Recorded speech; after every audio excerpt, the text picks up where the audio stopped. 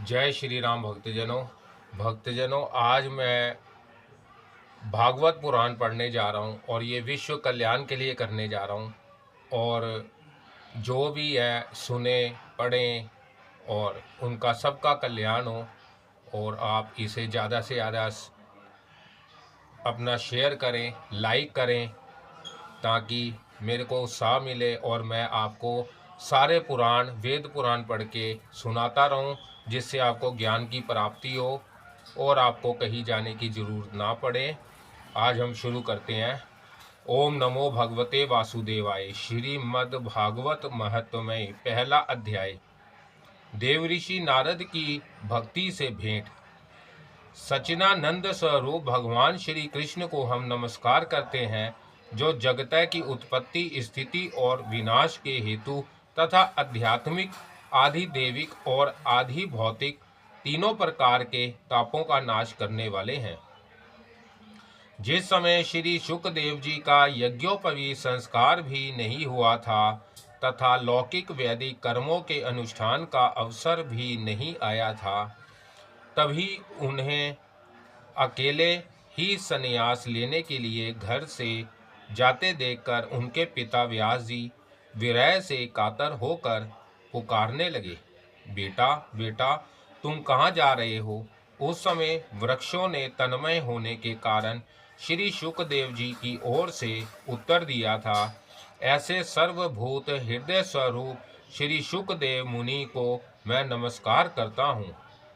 एक बार भागवत कथामृत का रसास्वादन करने में कुशल मुनिवर शौनक जी ने नैमिषारण्य क्षेत्र में विराजमान महामती सूत जी को नमस्कार करके उनसे पूछा। शौनक जी बोले, सूत जी, आपका ज्ञान अज्ञान अंधकार को नष्ट करने के लिए करोड़ों सूर्यों के समान है। आप हमारे कानों के लिए रसायन अमृत स्वरूप सार गर्भित कथा कहिए।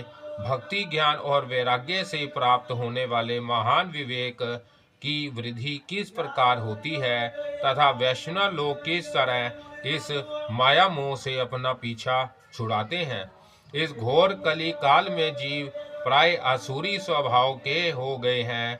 विविध कलेशों से आक्रांत इन जीवों को शुद्ध बनाने का सर्वश्रेष्ठ उपाय क्या है?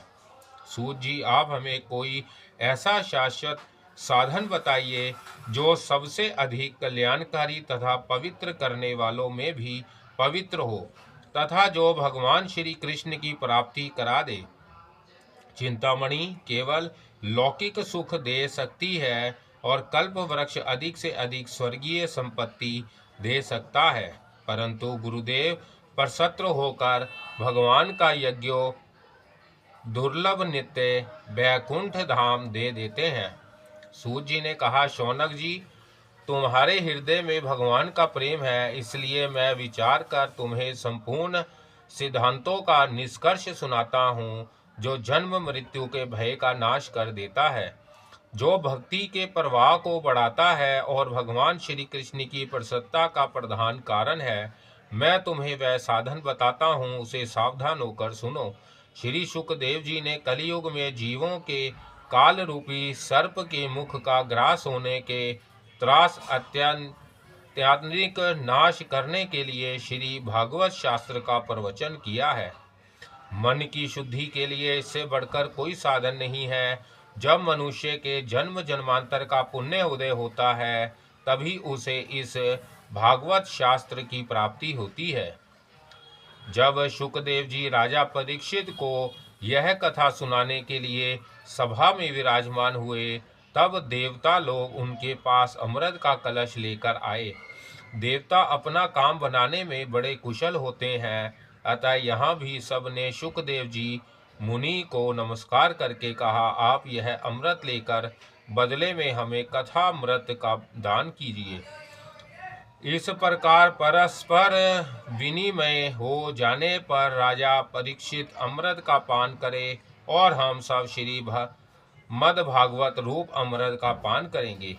इस संसार में कहाँ कांच और कहाँ अमूल्य मणि तथा कहाँ सुधा और कहाँ कथा। श्री शुकदेव जी ने उस समय देवताओं की हंसी उड़ा दी। उन्हें भक्ति शून्य जानकर कथामृत का दान नहीं किया। इस प्रकार यह श्रीमद् भागवत की कथा देवताओं को भी दुर्लभ है। पूर्व काल में श्रीमद् भागवत के श्रवण से ही राजा परीक्षित की मुक्ति देखकर ब्रह्मा जी को भी बड़ा आश्चर्य हुआ था। उन्होंने सत्यलोक में तराजू बांधकर सब साधनों को तोला। अन्य सभी साधन तोल में हल्के पड़ गए। अपने महत्व के कारण भागवत ही सबसे भारी रहा। यह देखकर सभी ऋषियों को बड़ा विस्मय हुआ। उन्होंने कलयुग में इस भगवत ध्रुप भागवत शास्त्र को ही पढ़ने सुनने से तत्काल मोक्ष देने वाला निश्चय किया। सप्ताह विधि से श्रवण करने पर यह निश्चय भक्ति प्रदान करता है। पूर्व काल में इसे दयापरायण सनकादिक देव ऋषि नारद को सुनाया था। यद्यपि देव ऋषि ने पहले ब्रह्मा जी के मुख से इसे श्रवण कर लिया था, तथापि सप्त श्रवण की विधि तो उन्हें सनकादिक ने ही बतलाई थी।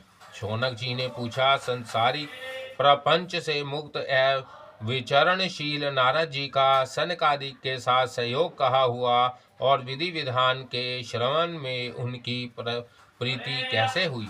सूत जी ने कहा, अब मैं तुम्हें वह भक्ति पूर्वक कथा नक सुनाता हूँ जो श्री शुकदेव जी ने मुझे अपना न्याय शिष्य जानकर एकांत में सुनाया था। एक दिन विशालापुरी में वह चारों निर्मल ऋषि सत्संग के लिए आए। वहां उन्होंने नारद जी को देखा। सनकादिक ने पूछा, ब्राह्मण, आपका मुख उदास क्यों हो रहा है? आप चिंतातुर कैसे हैं? इतनी जल्दी जल्दी आप कहाँ जा रहे हैं और आपका आगमन कहाँ से हो रहा है? इस समय तो आप उस पुरुष के समान व्याकुल जान पड़ते हैं जिसका सारा धन लुट गया हो। आप जैसे आसक्ति रहित पुरुषों के लिए यह उचित नहीं है, इसका कारण बताइए। नारद जी ने कहा, मैं सर्वोत्तम लोक समझकर पृथ्वी में आया था, जहाँ पुष्कर, प्रयाग, काशी, गोदावरी, हरिद्वार, नासिक, कुरुक्षेत्र, श्री गंगा और सेतुबंध आदि कई तीर्थों में मैं इधर उधर विचरता रहा, किंतु मुझे कहीं भी मन को संतोष देने वाली शांति नहीं मिली। इस समय अधर्म के सहायक कलयुग ने सारी पृथ्वी को पीड़ित कर रखा है। अब यहाँ सत्य, तप, शौच, दया, दान आदि कुछ भी नहीं है। बेचारे जीव केवल अपना पेट पालने में लगे हुए हैं। वह असत्यभाषी, आलसी, मंदबुद्धि, भाग्यहीन, उपद्रवग्रस्त हो गए। जो साधु संत कहे जाते हैं वह पूरे पाखंडी हो गए हैं। देखने में तो वह विरक्त हैं, किंतु स्त्री धन आदि सभी का परिग्रह करते हैं। घरों में स्त्रियों का राज्य है। साले सलाहकार बने हुए हैं। लोभ से लोग कन्या विक्रय करते हैं और स्त्री पुरुषों में कलह मचा रहता है। महात्माओं के आश्रम, तीर्थ और नदियों पर यवनों अधिकार हो गया है। उन दुष्टों ने बहुत से देवालय भी नष्ट कर दिए हैं। इस समय यहाँ ना कोई योगी है, ना सिद्ध है, ना ज्ञानी है और ना सत्कर्म करने वाला ही है।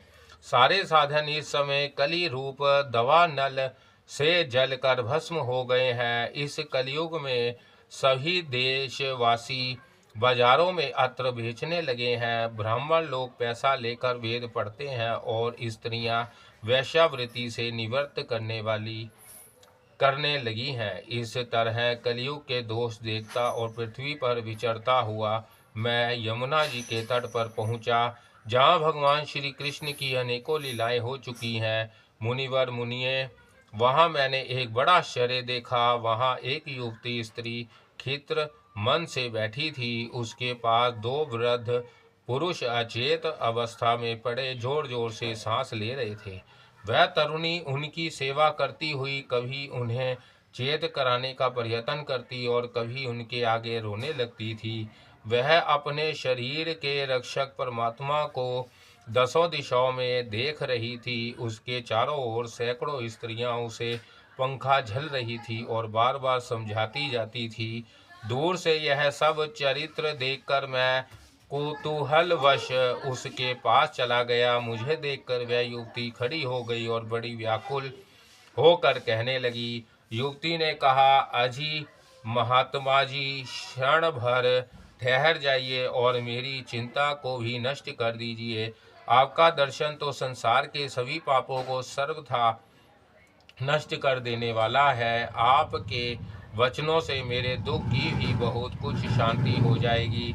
मनुष्य का जब बड़ा भाग्य होता है तभी आपके दर्शन हुआ करते हैं। नारद जी कहते हैं, तब मैंने उस स्त्री से पूछा, देवी तुम कौन हो? यह दोनों पुरुष तुम्हारे क्या होते हैं और तुम्हारे पास ये कमल नयनी देवियाँ कौन है? तुम हमें विस्तार से अपने दुख का कारण बताओ। युवती ने कहा, मेरा नाम भक्ति है। यह ज्ञान और वैराग्य नामक मेरे पुत्र हैं। समय समय के फेर से ही यह ऐसे जर्जर हो गए हैं। यह देवियाँ गंगा जी आदि नदियाँ हैं। यह सब मेरी सेवा करने के लिए ही आई आई है। इस प्रकार साक्षात देवियों के द्वारा सेवित होने पर भी मुझे सुख शांति नहीं है। तपोधन, अब ध्यान देकर मेरा वृतांत सुनिए। मेरा कथा वैसे तो प्रसिद्ध है, फिर भी उसे सुनकर आप मुझे शांति प्रदान करें। मैं द्रविड़ देश में उत्पन्न हुई, कर्नाटका में बड़ी, कहीं कहीं महाराष्ट्र में सम्मानित हुई, किंतु गुजरात में मुझको बुढ़ापे ने आ घेरा। वहाँ घोर कलयुग के प्रभाव से पाखंडियों ने मुझे अंग भंग कर दिया। चिरकाल तक यह अवस्था रहने के कारण मैं अपने पुत्रों के साथ दुर्बल और निस्तेज हो गई। अब जब से मैं वृंदावन आई तब से पुनः परम सुंदरी सुरूपवती नव युवती हो गई हूँ, किंतु सामने पड़े हुए यह दोनों मेरे पुत्र थके मंदे दुखी हो रहे हैं। अब मैं यह स्थान छोड़कर अंतत जाना चाहती हूँ। यह दोनों बूढ़े हो गए हैं, इसी दुख से मैं दुखी हूँ। मैं तरुणी क्यों और यह दोनों मेरे पुत्र बड़े बूढ़े क्यों? हम तीनों साथ साथ रहने वाले हैं, फिर यह विपरीतता क्यों होना तो यह चाहिए कि माता बूढ़ी हो और पुत्र तरुणा। इसी से मैं आश्चर्यचकित चित्त से अपनी इस अवस्था पर शोक करती रहती हूँ। आप परम बुद्धिमान एवं योग निधि हैं, इसका क्या कारण हो सकता है, बताइए। नारद जी ने कहा, साध्वी, मैं अपने हृदय में ज्ञान दृष्टि से तुम्हारे संपूर्ण दुख का कारण देखता हूँ। तुम्हें विषाद नहीं करना चाहिए, श्री हरि तुम्हारा कल्याण करेंगे। सूत जी कहते हैं, मुनिवर, नारद जी ने एक क्षण में ही उसका कारण जानकर कहा। नारद जी ने कहा, देवी सावधान होकर सुनो, यह दारुण कलयुग है। इसी से इस समय सदाचार, योग मार्ग और तप आदि सभी लुप्त हो गए हैं। लोग शठता और दुष्कर्म में लगकर आधा सुर बन रहे हैं। संसार में जहाँ देखो वहीं सतपुरुष दुख से मलान है और दुखी हो रहे हैं। इस समय जिस बुद्धिमान पुरुष का धैर्य बना रहे वही बड़ा ज्ञानी पंडित है। पृथ्वी क्रमशः प्रतिवर्ष शेष जी के लिए भार रूप होती जा रही है। अब यह छूने योग्य तो क्या देखने योग्य भी नहीं रह गई है और ना इसमें कहीं मंगल ही दिखाई देता है। अब किसी को पुत्र के साथ तुम्हारा दर्शन भी नहीं होता। विषयानुराग के कारण अंधे बने हुए जीवों से अपेक्षित होकर तुम जर्जर हो रही हो। वृंदावन के सहयोग से तुम फिर नवीन तरुणी हो गई हो। अतः यह वृंदावन धाम धन्य है, जहाँ भक्ति सर्वत्र नित्य कर रही है। परंतु तुम्हारे इन दोनों पुत्रों का यहाँ कोई ग्राहक नहीं है, इसलिए इनका बुढ़ापा नहीं छूट रहा है। जहाँ इनको कुछ आत्म सुख की प्राप्ति होने के कारण यह सौदे से जान पड़ते हैं। भक्ति ने कहा, राजा परीक्षित ने इस पापी कलयुग को क्यों रहने दिया? इसके आते ही सब वस्तुओं का सार ना जाने कहाँ चला गया। करुणमय श्री हरि से भी यह धर्म कैसे देखा जाता है? मुने, मेरा यह संदेह दूर कीजिए। आपके वचनों से मुझे बड़ी शांति मिली है। नारद जी ने कहा, बाले, यदि तुमने पूछा है तो प्रेम से सुनो कल्याणी, मैं तुम्हें सब बताऊंगा और तुम्हारा दुख दूर हो जाएगा। जिस दिन भगवान श्री कृष्ण इस भूलोक को छोड़कर अपने परम धाम को पधारे, उसी दिन से यहाँ संपूर्ण साधनों में बाधा डालने वाला कलयुग आ गया। दिग्विजय के समय राजा परीक्षित की दृष्टि पड़ने पर कलयुग दीन के समान उनकी शरण में आया। भ्रमर के समान सारग्राही राजा ने यह निश्चय किया कि इसका वध मुझे नहीं करना चाहिए, क्योंकि जो फल तपस्या योग या समाधि से भी नहीं मिलता, कलयुग में वही फल श्री हरि कीर्तन से ही भली भांति मिल जाता है। इस प्रकार सारहीन होने पर भी उसे इस एक ही दृष्टि से सार युक्त देखकर उन्होंने कलयुग में उत्पन्न होने वाले जीवों के सुख के लिए ही इसे रहने दिया था। इस समय लोगों ने कुकर्म में प्रवृत्त होने के कारण सभी वस्तुओं का सार निकल गया है और पृथ्वी के सारे पदार्थ बीजहीन भूसी के समान हो गए हैं। ब्राह्मण केवल अत्र धनादि के लोभवश घर घर एवं जन जन को भागवत की कथा सुनाते नाने लगे हैं, इसलिए कथा का सार चला गया। तीर्थों में नाना प्रकार के अत्यंत घोर कर्म करने वाले नास्तिक और नार की पुरुष भी रहने लगे हैं, इसलिए तीर्थों का भी प्रभाव जाता रहा। जिनका चित्त निरंतर काम क्रोध महान लोभ और तृष्णा से तपता रहता है, वह भी तपस्या का ढोंग करने लगे हैं, इसलिए तप का भी सार निकल गया। मन पर काबू ना होने के कारण तथा लोभ दंभ और पखंड का आश्रय लेने के कारण एवं शास्त्र अभ्यास ना करने से ध्यान योग का फल मिट गया। पंडितों की यह दशा है कि वह अपनी स्त्रियों के साथ भैंसों की तरह रमण करते हैं, उनमें संतान पैदा करने की ही कुशलता पाई जाती है। मुक्ति साधन में वह सर्वथा अकुशल है। संप्रदायानुसार प्राप्त हुई वैष्णवत भी कहीं देखने में नहीं आती। इस प्रकार जगह जगह सभी वस्तुओं का सार लुप्त हो गया है। यह तो इस युग का स्वभाव ही है, इसमें किसी का दोष नहीं है। इसी से पुंडरीकाक्ष भगवान बहुत समीप रहते हुए यह सब सह रहे हैं। सूत जी कहते हैं, शौनक जी, इस प्रकार देव ऋषि नारद के वचन सुनकर भक्ति को बड़ा आश्चर्य हुआ। फिर उसने जो कुछ कहा उसे सुनिए। भक्ति ने कहा, देव ऋषि आप धन्य हैं, मेरा बड़ा सौभाग्य था जो आपका समागम हुआ। संसार में साधुओं का दर्शन ही समस्त सिद्धियों का परम कारण है। आपका केवल एक बार उपदेश धारण करके कयाधु कुमार प्रहलाद ने माया पर विजय प्राप्त कर ली थी। ध्रुव ने भी आपकी कृपा से ही ध्रुव पद प्राप्त किया था। आप सर्व मंगलमय और साक्षात श्री ब्रह्मा जी के पुत्र हैं। मैं आपको नमस्कार करता हूँ। आज तारीख है 16 जनवरी 2025 को आज शुरू करा है और आप इसे जरूर सुने। जय श्री राम।